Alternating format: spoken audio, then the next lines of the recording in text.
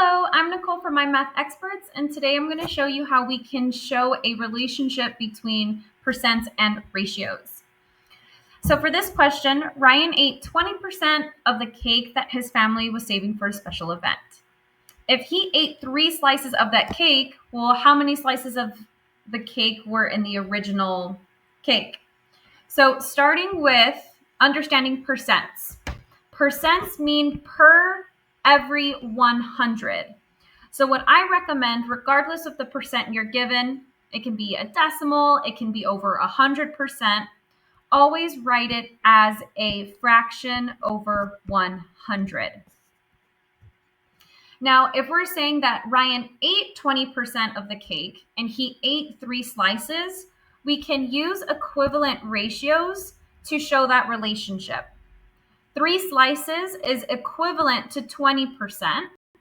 Now we got to see exactly, well, how many slices was the entire cake? What number or what fraction piece is representing 100% of the cake? We can use a cross multiply and divide method or the butterfly effect.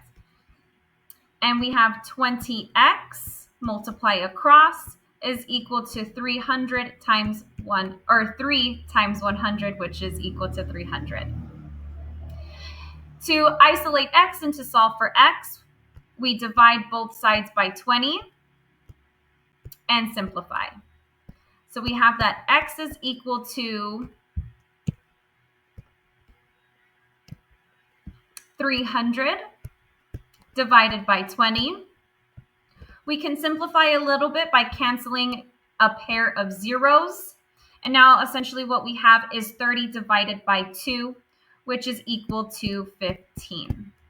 So the size of the original cake, or the cake, was cut into 15 slices, and Ryan ate 3 slices, which represents 20%. Thank you. Have a good day.